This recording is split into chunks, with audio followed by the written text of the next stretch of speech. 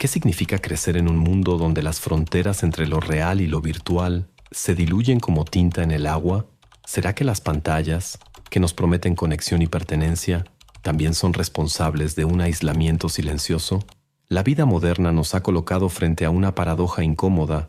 Vivimos conectados como nunca antes, pero, al mismo tiempo, tan desconectados de nosotros mismos. Marshall McLuhan, con su sabiduría visionaria, nos recordó que diseñamos nuestras herramientas y luego nuestras herramientas nos diseñan a nosotros. Ahora piensa, el smartphone, esa pequeña cosa aparentemente inofensiva en tu bolsillo o en tu mano, ¿es solo un dispositivo?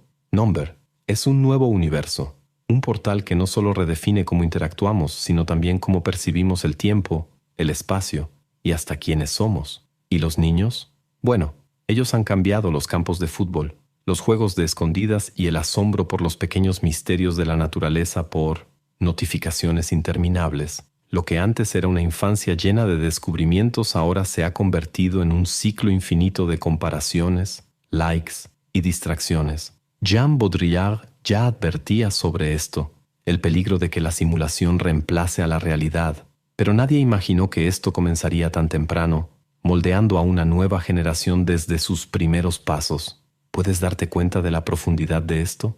No estamos hablando solo de un cambio en los hábitos, estamos hablando de una reconfiguración de la esencia del ser humano. Vivimos en una distopía silenciosa, y lo más aterrador es que pocos se dan cuenta.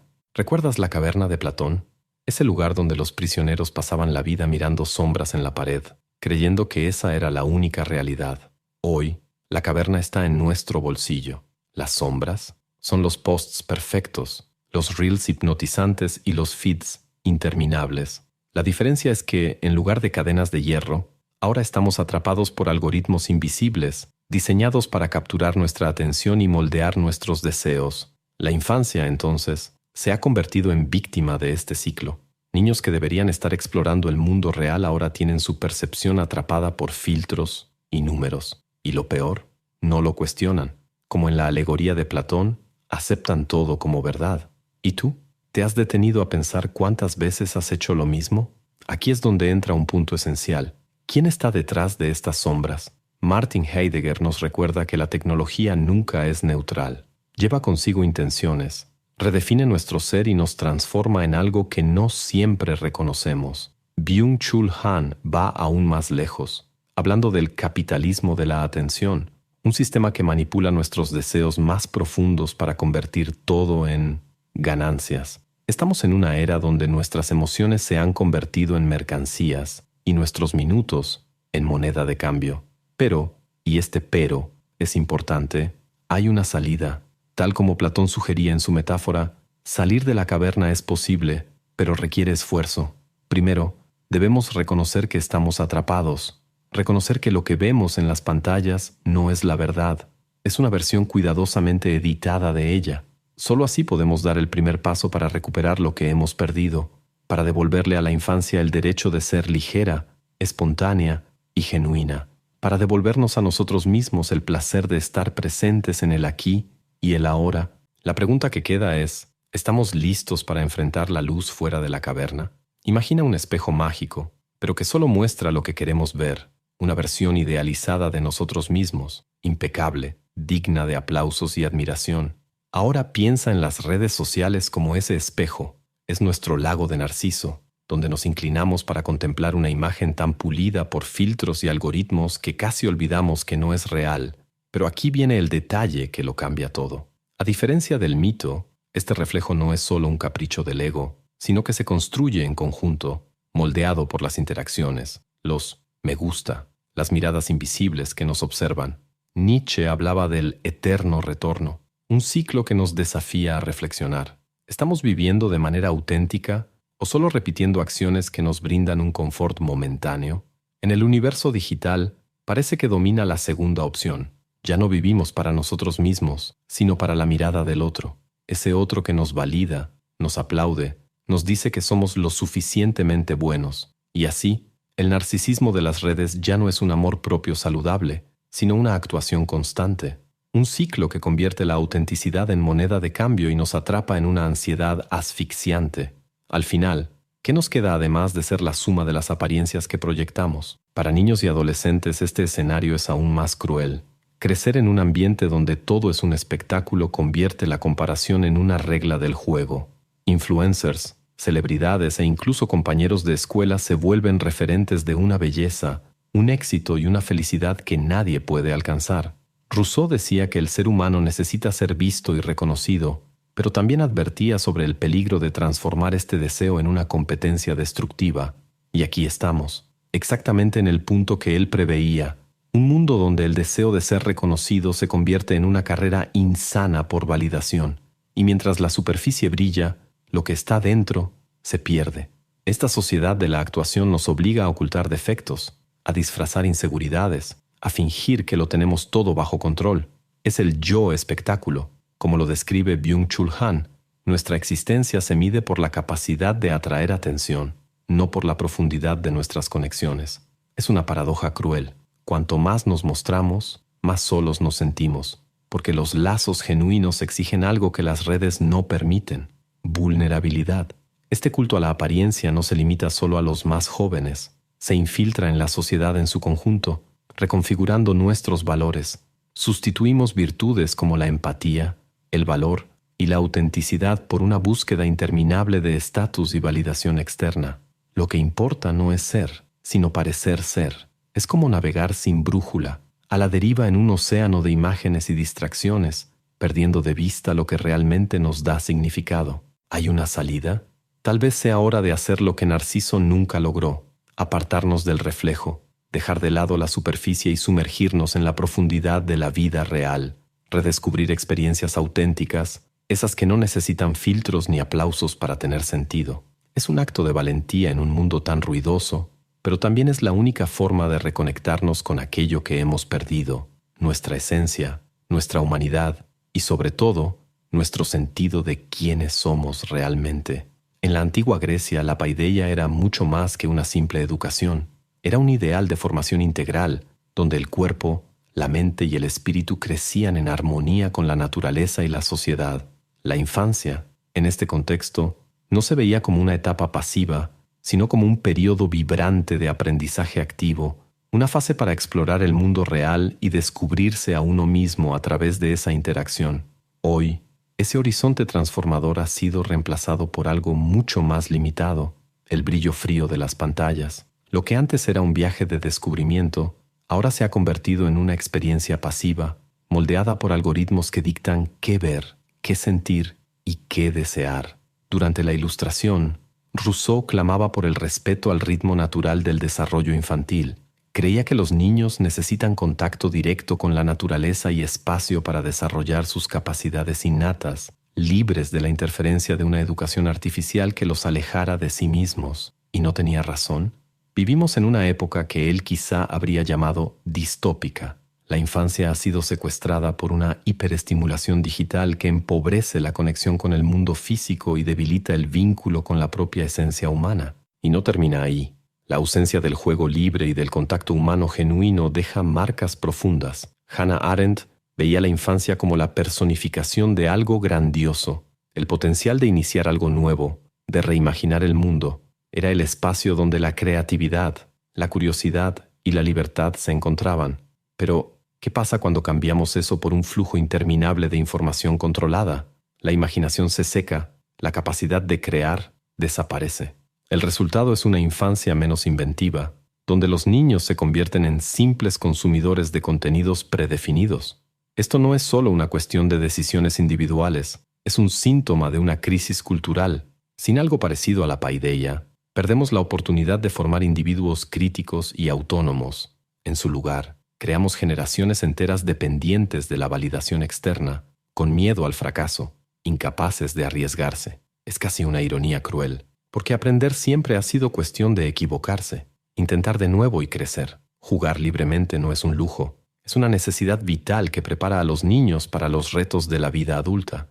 Detrás de este escenario existe una idea poderosa que pocos cuestionan: la creencia de que la tecnología es sinónimo de progreso. Muchos defienden que el acceso ilimitado a dispositivos digitales amplía las oportunidades de aprendizaje y conexión. Pero, ¿realmente eso es progreso?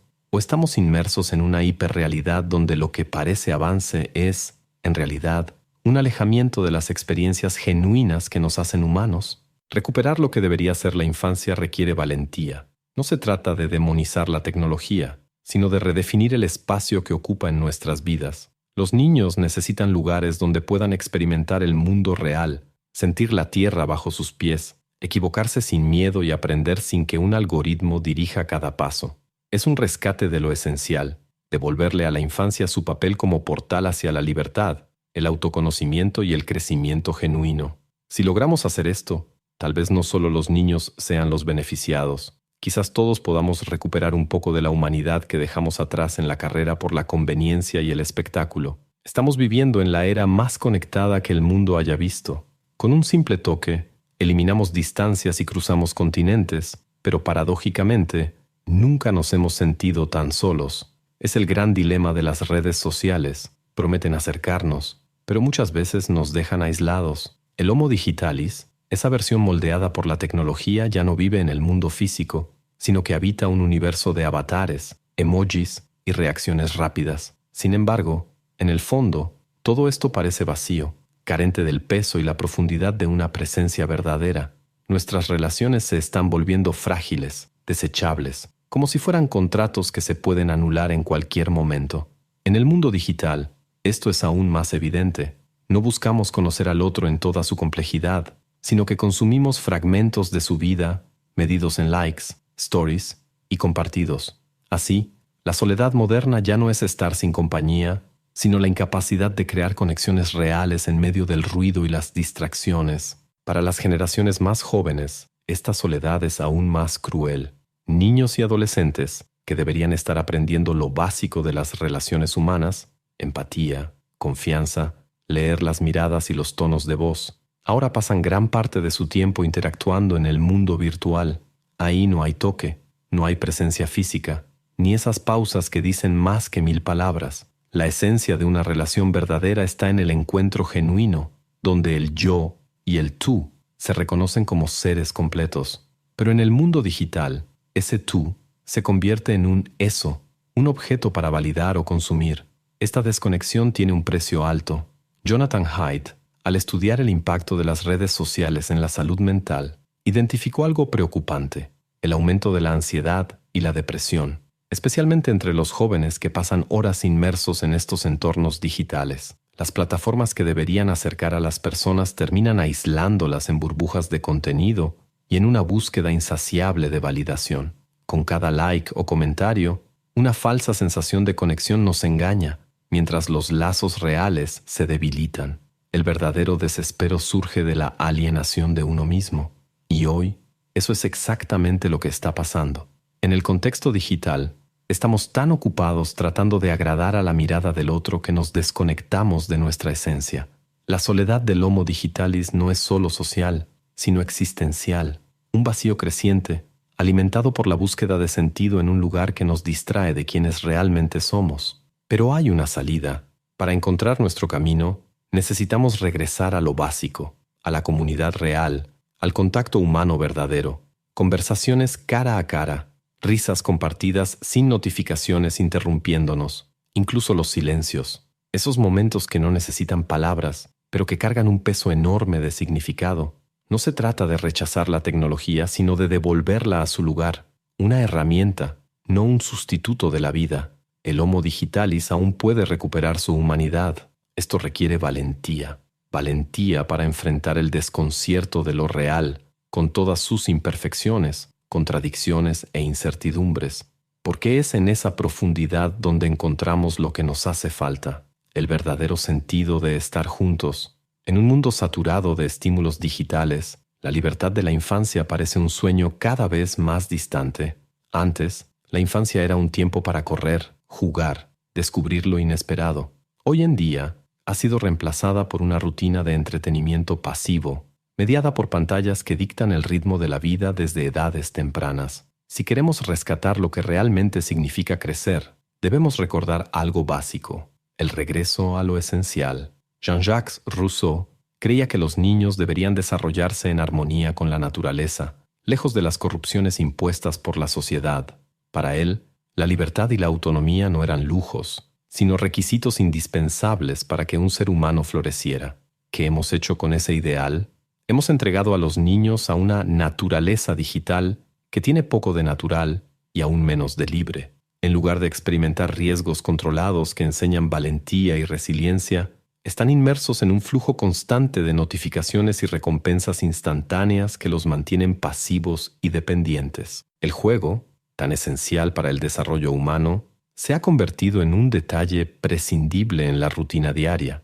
Las investigaciones muestran que la falta de juegos físicos e interacciones reales no solo perjudica la salud de los niños, sino también su habilidad para resolver problemas, lidiar con frustraciones y construir relaciones significativas. Jugar era la expresión más pura de la libertad humana, una forma de trascender las limitaciones prácticas de la vida. Cuando privamos a los niños de esto, no solo estamos robando su creatividad, sino también limitando su potencial humano.